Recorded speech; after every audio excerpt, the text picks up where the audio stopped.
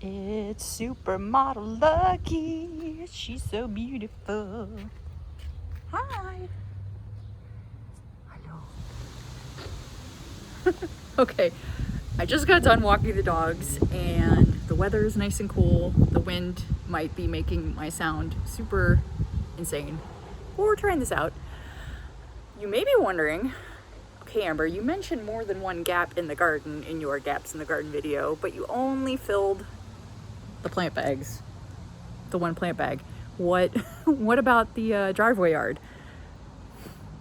Well, the thing is, we had a huge heat wave this past week, and then my basement flooded and just got a little busy. And like, this is the true life of a gardener who has a lot of other commitments and is basically a hobbyist on the side, is that sometimes you gotta pause plantings. So hopefully either tonight or tomorrow I'm gonna plant the driveway garden. I'll go show you the plants I picked up. That's a good girl. Lucky's gonna stay behind the fence. She's so good. All right, now that we've seen an adorable dog, let's see some adorable plants. So, as you may recall, there was a big gap. Like, imagine the dahlias were here. There was a big gap underneath the dahlias where really nothing was blooming during this time of the year. In the spring, daffodils come up and it's all cheerful as heck, but then there's nothing. So here are the plants that I bought to try to fill in the gap in this part of the garden. First off, I decided to get a buddy for my clearance May night salvia. So this is May night. I got it a little buddy, which is called April night. And it's called April night because it actually starts blooming about, I don't know if it's actually a month earlier, but it definitely starts to bloom earlier than May night. So even though this one may start a little earlier, hopefully what will happen, because as you can see here, as the first round of blooms die off, there's going to be a brief pause in the show before the next round come up. So maybe April night will come up first and bloom, and then as it's starting to die off, then May nights will bloom, maybe die off, and maybe we'll get like a back and forth show of color from the two of these together. So hopefully they're going to be friends. After that, oh, this poor thing needs watered. I went for a classic daisy. Let's see, where's the little tag? There you are. All right, I got cream puff daisy. So kind of, I think, sort of a classic daisy. Nice, smooth, rounded edges on the petals. Pretty white in color. It's got a bit more of a yellow, it looks like, when it's first coming out. Hence the cream. But something I want to call out before I get too far down the line is that this driveway yard has a color theme that I mainly try to stick with my perennials. And in case you can't tell what it is, it's a combination of purples and blue tones plus a bit of white and gold. I grew up in West Virginia and blue and gold are WVU colors, so maybe it just like imprinted onto me, but I think it's a really nice color every year. I can always build in some different like annuals to like create some variation, but that's a topic for another video. All right, now the centerpiece we're going with are daylilies, specifically a kind of daylily that should be a repeat bloomer. I got 3 of these little lovelies called Happy Returns, a happy ever after daylily. Yeah, I think I haven't been talking about how high or how big these get, but I probably should. Probably should be spacing these out a little bit, but anyway, the whole idea is that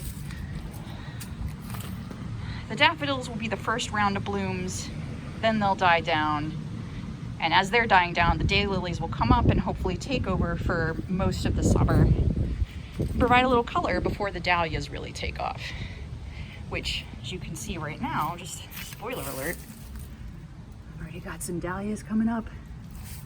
Okay, so just to summarize, so far, an extra salvia, an extra daisy to kind of complement the daisy patterning I have down here that's just glorious. Then 3 daylilies called Happy Returns, And then the part that's going to be really difficult to see, because they're small and they're not blooming yet, are these little guys. These are Veronica, which are not the same as salvia. I don't want to act like they're the same thing, but to me they fulfill the same use case. They both grow a little bit tall and have vertical interest. This one will be kind of like a purple color as well, so it'll fit the color theme. But in my experience, at least the Veronicas that I've gotten, they don't get quite as tall as the salvia do. So it's just gonna be a little bit of a variation on the theme, like salvia down there, and then Veronica over here, but a little bit of a different leaf texture, a little bit of a different height. So anyway, there's actually 1, 2, 3, oh my gosh, I need to plant them soon, and then 4 of these that'll probably make more of like an organic swath, but they'll just tuck in there, and that's what's going to fill the gap. Please don't mind my pruning. That's more garden realness, is that sometimes you got to clean things out.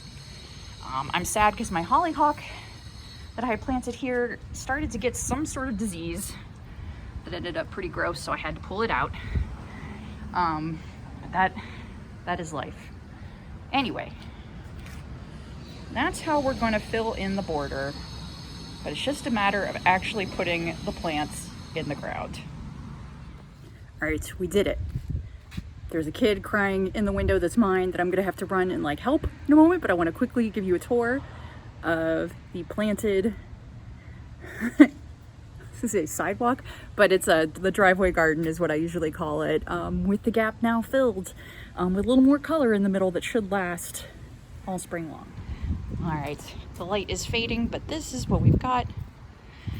Now we've got these bright, cheerful as all heck daylilies sitting there in the center. They blend in nicely with the color scheme across. There's little Veronica down here, but you can't see her yet because she doesn't have any flowers and she's short. But anyway, she'll get there. So daylilies to the new cream puff daisy, and then there's our May night salvia that was already there, and then blending that into the April night salvia that will help buffer the show, keep it basically going, hopefully on and off throughout the summer. So anyway, that's how I filled gap number 2 in the garden. Looking nice and cheerful and a little bit wilty since I just watered it, but hopefully by the next garden tour you'll see how it all just fills the whole thing out. Okay, I was trying to get lucky over my shoulder. This is how I get fancy with my camera work. Woo, that's shaky. Okay, and I swear I'm getting a selfie stick. It'll get better. That's it for this time in my garden here. I am excited that you joined me to see how we fill in some color now that the season's off to a great start. Next up's gonna be the July garden tour. Can't wait to share it with you.